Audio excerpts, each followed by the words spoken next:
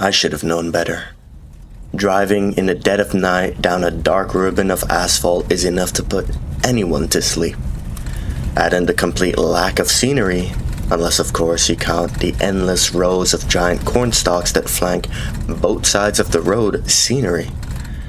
I don't know how they make them grow that tall. Maybe they put something special in the fertilizer.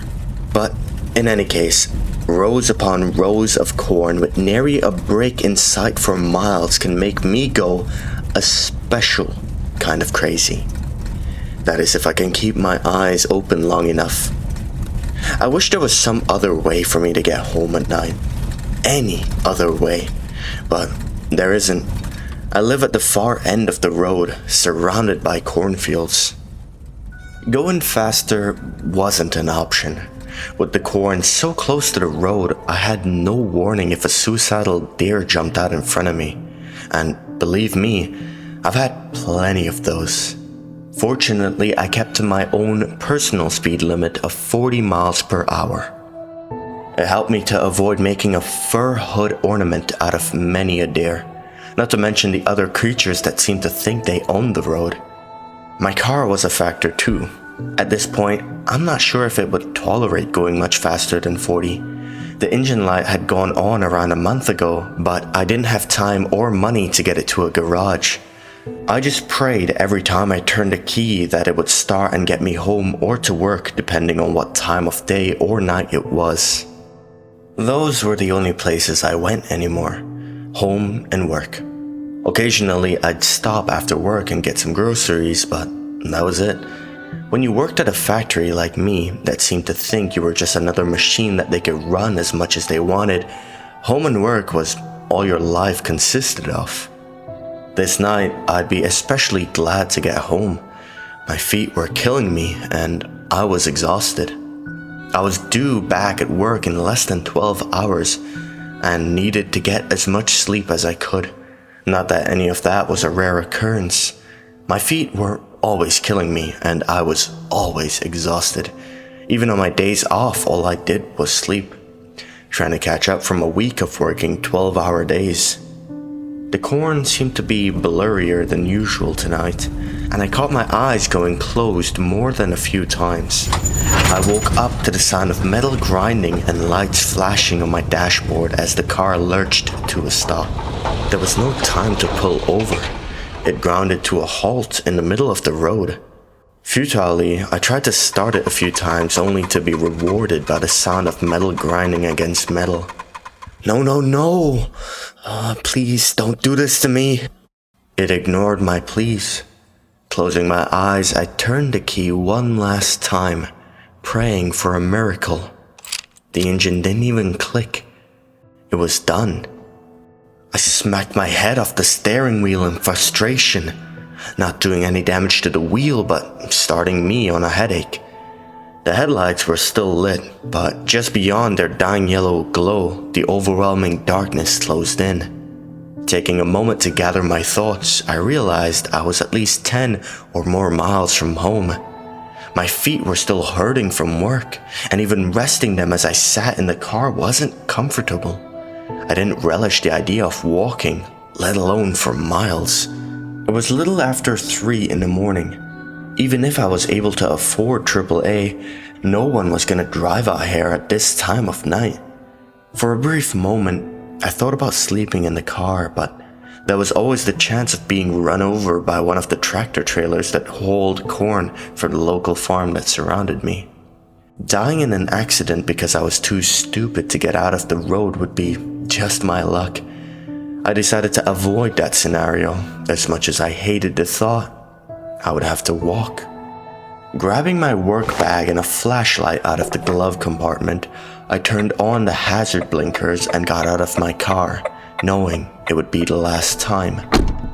I only hoped I would get some trade-in value for when I went to buy a used car I couldn't afford, but with my luck, the dealership would probably charge more to tow it than they would give me on a trade-in. Not bothering to look back, I turned on the flashlight and started walking. Pain shot through my feet and up my legs with every step. After 10 minutes, I couldn't take it anymore. I stopped and sat in the grass on the side of the road, digging through my work bag for a bottle of ibuprofen that I carried and used every day. Fortunately, there was enough water left in my bottle to wash 3 pills down. It took every ounce of my willpower to get up and start walking again. The pain hadn't gone away, it had gotten worse. I silently prayed that the medicine would kick in soon, trying to focus on something, anything other than my feet. My flashlight swept back and forth across the road, sometimes catching the edges of the cornfields. It wasn't supposed to be cold today. The temperature was in the lower 60s this afternoon, yet for some odd reason I caught a chill as I walked. I guess I hadn't planned on walking home tonight. It had been warm enough that I hadn't brought a jacket to work. Now, I regret that decision. As if reading my mind, the wind kicked up, sending a gust my way, causing me to shiver. What's next, a rainstorm? I thought. I looked up into the pitch-black sky with not a single star in sight, waiting for the impromptu shower that was sure to come. That was the way my luck was running. As I waited for the downpour, I trudged on, each step delivering pain. I wished there was a way to prove that the company was at fault, sue them and retire, but I knew there was no proof. Others before me had gone through the same thing and none of them had any proof either. They just slowly disappeared, one by one. Management found some excuse to fire them, and since the company was such a large employer in the town, the fired person was also blacklisted. I know they say blacklists don't exist. Tell that to the people who were fired and weren't even given unemployment because the company didn't want to pay for it, so they bullied people into keeping their mouths shut. If only I could get another job, but the company was the highest paying around by a slim margin. That's why they built the factory in a depressed area. No competition. And no one could even afford to take even a minor pay cut with the way insurance costs were, not to mention such frivolous things like food. As depressing as the thoughts were, they distracted me from the pain I felt in my legs and feet as I walked down the road, hugging myself, trying to keep the flashlight pointed ahead, shivering from the wind. As my shaking hand made the light jump all around, I saw a set of eyes peek out from the cornfield ahead of me, then dart back in and disappear. At first, I thought it might have been a dog or a cat, but it seemed to be too big to be either of those. That thought concerned me. Having something bigger than a dog peeking out of the cornfield at me, when I was miles away from any help or shelter, wasn't high up on my to-do list at the moment, but the fact that it ducked back into the field gave me almost a boost of confidence, knowing that it was more afraid of me than I was of it. When I got to the point where the animal had peeked out, I slowed and shone my light in through the impenetrable curtain of corn stalks. There were no eyes and nothing jumped out at me, so I shrugged and continued my painful march toward home. The wind whipping through the corn stalks sounded like a rainstorm. It made me feel even colder, if that was possible. 15 minutes later, I took another rest break. At least the wind was dying down. With literally miles to go before I sleep, I was taking comfort in anything I could. After my break, getting up was harder. The pain had gotten worse instead of better. I didn't even want to think of the blisters forming on my feet, or how I was going to work later on today. It didn't matter if you'd never taken a sick day in your life. The company did anything they could to make you feel like a piece of crap for even attempting to call off. I truly believe if I had went to work with a severed arm, bleeding all over, they'd hand me a mop and tell me to get to work. As my hopelessness and bitterness fought over which felt more justified, I heard something behind me. It sounded like cornstalks rustling, so I ignored it as the wind and kept walking. The next problem my mind decided to torture me with was my car. How was I going to get to work without a car? And how was I going to even afford a car if I couldn't get to work? A wonderful conundrum I would have to solve later today. As I wrestled with that problem, I heard the corn stalks rustle again. I stopped and looked around. The wind had died down and the air was still. None of the stalks were moving. In fact, it had become eerily quiet. I shone my flashlight into the corn, doing a slow turn to search for whatever had made the noise, but I didn't see anything. Not entirely satisfied, I turned and started walking again. It wasn't long before I heard the rustle. This time I didn't stop, and neither did it. I went faster, so did the noise. I broke into a run, and the noise kept pace with me. I skidded to a stop, nearly stumbling. The noise in the cornfield stopped as well. There was no doubt about it. Something was following me. It was keeping pace with me. It was stalking me. I turned toward the field and shone my light into the wall of green. The wind was still and there was no movement. I could feel the stillness. The chill I felt no longer had anything to do with the temperature. I wanted to see what was following me, but at the same time, I didn't want to know. Out there, in the middle of nowhere, I was on my own and I didn't like my chances of fighting off a predator. There was nothing I could do about it. The closest thing I had to a weapon to defend myself was my flashlight, and I was sure it wouldn't do much against a determined predator. For a fleeting moment, my mind thought, you know what? Bring it on. At least if something attacks and kills me, I won't have to deal with walking miles on feet that feel like razor blades are tearing them slowly to pieces. It's awesome to realize that your mind is actively trying to kill you. With nothing left to do but walk, that's exactly what I did, trying my best to ignore the pain as well as the disturbing feeling in the back of my mind that I was being haunted. As soon as I started, the sound started beside me. I did my best to ignore it. Shooting furtive glances into the cornfield now and then didn't have any results at first, but after a few minutes I noticed I could see something pale through the corn. It was walking right next to me in the first row of corn, maybe trying to get a feel for what I was. Funny thing is, that's exactly what I was trying to do. Stopping and ripping open the layer of cornstalk was a last resort. I didn't want to spook this thing into attacking. For the time being, I began thinking of it as my walking buddy, my companion on a dark night with only a flashlight to keep me company. Thinking that helped me keep the fear at bay. I had no sooner thought it until a light appeared on the road in the distance. I watched with great curiosity as it came closer. It was moving fast and almost to me. Apparently, it didn't care if something jumped out in front of it. It was close enough now that I could see. It was a big rig truck. It must have been one of the ones that deliver corn from the farm. I waved my arms in hopes of flagging it down, perhaps grabbing a ride home.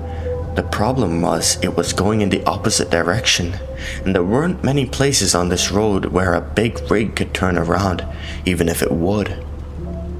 Waving my arms, I still stayed on the side of the road. If the driver didn't see me, or worse, didn't care, I didn't want to be found in the middle of the road days later as nothing more than an unidentified bloody lump of goo sitting in the middle of the road for the crows to peck at. The truck was almost here. My arms waved furiously, but it didn't seem to be slowing down. Either the driver was having a hard time staying awake, as I often did on this road, or he was just ignoring me. It was so near, the headlights blinded me and I had to hold my hand over my eyes. Just then I felt something push the middle of my back so hard I lost my balance and fell in the middle of the road with the truck bearing down at me. My mind went into panic mode and I scurried like a crab toward the side of the road. The truck's tires were missing me by mere inches. As I rolled into the grass on the far side of the road, the wind from the passing truck washed over me so strong, if I had been standing, it could have knocked me down. I watched in shock as the truck continued on. Its brake lights didn't even flash for a moment. Hopelessness and rage fought for control as I watched the lights disappear into the distance. It didn't even dawn on me how I had ended up in the middle of the road until I stopped to think about it. Someone, or something, had pushed me. Someone, or something, wanted me dead. I shone my light over in the corn and stared at the other side of the road. Something in the corn stared back. All I could see was a pair of glowing eyes. They were somewhere behind the white and yellow. I seem to remember reading somewhere that a predator's eyes would shine white or yellow when reflecting light. This, plus the fact that this thing had just tried to commit truckicide, made me think the chances of me getting home tonight in one piece were next to zero. It must have sensed my fear and felt emboldened by it, because it stepped out of the corn toward me. It took my mind a moment to sink in what I was even seeing. It was hideous, with large protruding eyes, pale skin, and many more arms or legs than any wild animal was supposed to have. At least any natural animal. The extra arms dangled just behind its neck, but they looked oddly human, with the exception of thorns growing out of them and razor-sharp claws. It looked like something out of a horror movie, as if someone had been playing around in a gene pool and the lifeguards blew the whistle on them. It was bigger than a dog, but it had no fur, like it had been skinned. The thing that sealed the deal was its enormous, sharp teeth that it showed when it hissed at me and started across the road. I didn't hesitate. I turned and ran into the field on my side of the road. When I was younger, my friends and I used to play hide and seek in the cornfields, and one of the first things I learned was never run in a straight line. I zigzagged and doubled back as the terror in my mind gave my feet the will and strength to escape. At least the moon was half full, or was it half empty, giving me a little light to see my path. And then, as suddenly as I'd started, I stopped, dropped, and did everything I could to be as quiet and as still as possible. It wasn't easy, especially at first when my breaths were coming in ragged gasps and I had to cover my mouth, trying to breathe as slowly and quietly when my oxygen-starved lungs were screaming for more air as quickly as possible. One of the lessons I'd learned early on in my hide-and-seek career was, when you dropped, make sure you're in a comfortable position. I'd forgotten that lesson tonight, maybe out of sheer terror. When I dropped, instead of sitting, I was on my knees in a ready position in case I had to run quickly. A wise position to be in if I were to be found right away. However, after 15 minutes of sitting on my knees, I'd realized my mistake. I was about to change position when I heard a soft rustling of cornstalk behind me. Every fiber of my being froze and I stopped breathing. It moved slowly, searching methodically, even though I knew it was trying to make as little sound as possible. I could hear the soft rustle of cornstalks brushing against it and feel the ground give slightly with every step it took.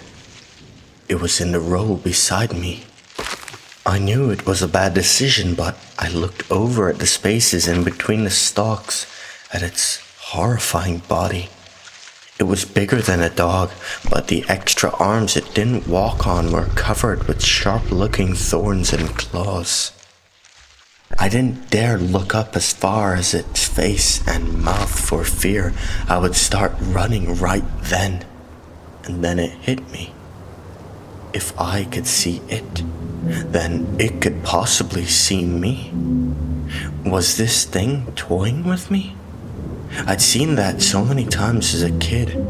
The seeker would pretend not to see someone hiding and pass by only to jump back and scare the crap out of the hider a moment later. This creature was almost past me. Was I about to suffer the same fate?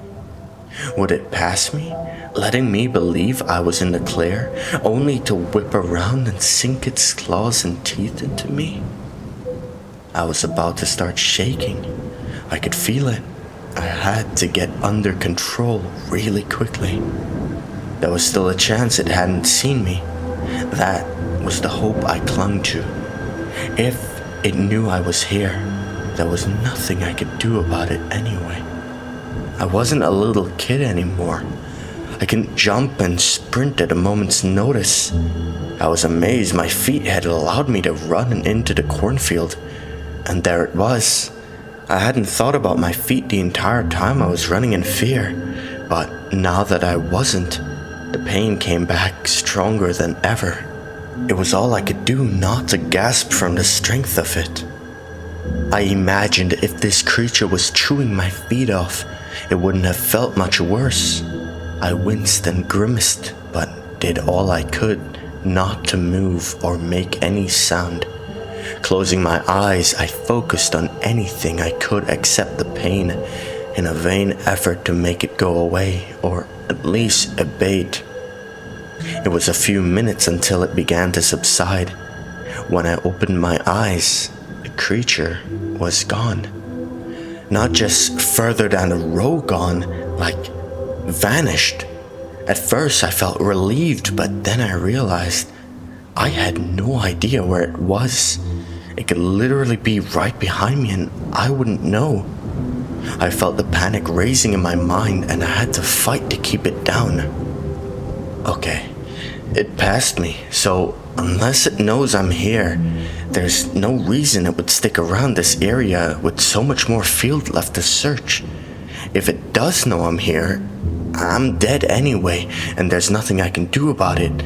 At least if I die, my feet won't hurt anymore. As strange as it sounded, that seemed to calm me down for the moment. Next, I focused on getting into a more comfortable position. My knees were screaming for mercy.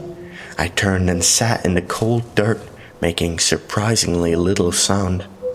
Now was the time to rest for a minute, then consider my options. I still had my flashlight, but I didn't dare turn it on. At least I was getting a little light from the moon. Somewhere during the commotion, I must have dropped my bag. A shame, really, because I could have thrown it in the opposite direction to misdirect the creature. Sitting there was an option, but it wasn't one that would get me home. I could crawl out onto the road and continue on my way, hoping the creature was so busy searching for me and wouldn't notice. I chuckled softly at the ludicrousness of the plan, and then I stopped. Why not?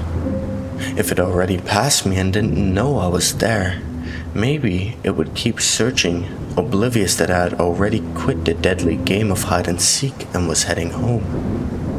The longer I thought about it, the more plausible it seemed.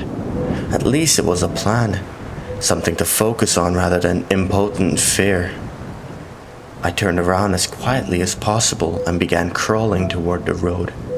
After a short time, I'd had enough of that and stood, stepping sideways to brush against as few of the leaves as possible. I found the noise I made this way was way less than what I did while crawling, but it was still noise. I had no idea how near or far that thing was, and if it was close, it was bound to hear me. The thought made me want to go faster, but I realized that panic would only get me caught. Besides, maybe it was making just as much noise looking for me. As I comforted myself with that thought, I felt the first raindrop hit my cheek. Looking up, I watched the moon disappear behind rain clouds, and with it went my light. At this point, it didn't matter. I was in a row that was heading toward the road, hopefully. And once I stepped out onto the road, I could use my flashlight again, covering it up, only allowing a slither of light to escape at a time. I kept walking, glancing behind me from time to time as the rain intensified. It wasn't long until the fear of the last hour or so gave way to shivering as the cold rain soaked into my clothes. I once again lamented not bringing a coat. All I could see were a few corn stalks in front of me. This storm had robbed me of even the little light the moon had provided. The rain poured harder so that I could barely hear myself walking. I took the opportunity to walk faster when suddenly the corn stalks disappeared. It happened so fast I nearly lost my balance and fell face first into the ground. I had made it out of the field. I felt like hopping and hollering, but that would just tell the monster where I was. Instead, I turned my flashlight on and covered it with my hand. Looking left and right, I remembered which side of the road I was on and turned left to start for home again. I breathed a silent prayer that the thing would stay lost in the field until I was home, in bed, asleep. The rain was coming down in sheets, but I trudged through it. The monster chasing me took away any thought of rest breaks. The next time I sat down would be in my living room. I limped out through the rain, pain shooting through my feet, but I didn't care. I wondered if I would make it all the way home. It had to be at least 6 or 7 miles away, through the pouring rain with a homicidal monster hunting me. I never thought all that would happen when I left for work this morning. As I pondered my survival, the rain in front of me began to glow. I stopped and watched as a shadowy figure rose out of the pavement. Oh, what now? Have I entered the frickin' Twilight Zone? Staring at this growing apparition, I suddenly realized it was my shadow. I whipped around and saw a truck barreling down the road toward me. It would be my salvation, or my doom. I aimed my light at the driver's side windshield and prayed for the best. For one long moment, nothing changed. The truck kept coming as fast as ever. Then, miracle of miracles, I heard it slow with the jake brake and eventually came to a stop beside me. The driver's side window came down and a large woman stuck her head out through it. Are you nuts? You trying to get yourself killed? No, ma'am, my car broke down and I was just trying to get back home. Where's home? I pointed in the direction she was headed and said, around 70 miles that way. She looked at me as I stood in the pouring rain, and for an instant, I thought she would roll up her window and leave me standing there. Of all the terrors I'd dealt with tonight, that would be the worst. All right, get in, she said, nodding toward the passenger side. I ran around and climbed into the cab, profusely apologizing for getting her seat wet. It's a company truck, it don't matter to me. She put the truck in gear and it slowly started forward as I leaned back in the seat and closed my eyes. Was that your car back there in the middle of the road? Yes, ma'am. She looked at her odometer. Well, you walked around 4 miles so far. I nodded as we picked up speed. Glancing in the side mirror, I saw something running down the road after us, but losing ground quickly. I knew I had escaped death by a margin of a minute. Sighing deeply, I swore to never walk this road again. Even if I broke down, I would sit in the car and wait for someone to happen by. We passed a huge farm that I knew was her destination and stopped 2 miles later when we got to my house. It was the only one at the end of the cul-de-sac. The realtor told me they were gonna tear it down because the housing development it was supposed to start never happened. The company had gone out of business before they could build anything other than a model house. It had sat empty for years, falling into disrepair. Instead of tearing it down, they rented it to me after doing just enough to make it livable. Is this it? Home sweet home. Thank you very much. You're a literal lifesaver. She looked at me with a question in her eyes, but I was already climbing out of the cab and closing the door. I ran to the front door, dodging raindrops as I dug out my keys and unlocked it. Closing and locking the door behind me was the best feeling I'd had in a long time. I painfully pulled off my shoes and left them on the mat beside my door, then went to the laundry room and stripped off my wet clothes. Next was a shower before throwing on a pair of pajamas and going to bed. Laying there under my warm blanket in my soft bed made the rest of my day feel like a nightmare. There was still the problem of what I was gonna do about the car and how I was gonna get to work, but those would wait until I get a good night's sleep. The last thing I thought about was that monster and how I cheated death. I wondered how many of those things were roaming around, what it was, and how many people had disappeared like I nearly had.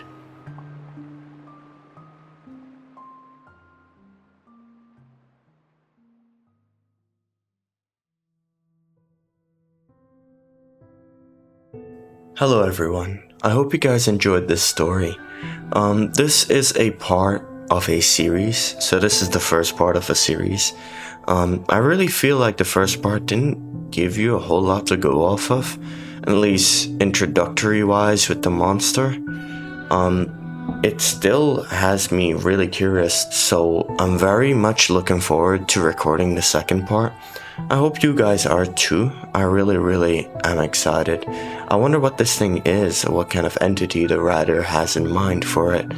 And if you guys have any thoughts on it, tell me and let me know in the comments. I'll be down there responding to every one of your comments, and so will my cat. He'll be down there as well with me. Anyway, I hope you guys enjoyed this story, and again, I really appreciate all of you showing up and commenting on my videos as of late. The videos are growing so quickly, it's kind of nuts, but I'm really happy to see this kind of success for these videos. Yes, Simba, what do you have to say? Do you have anything of value to add? No? Okay. Alright. Either way, I hope you guys enjoyed again, and I'll see you guys in the next one.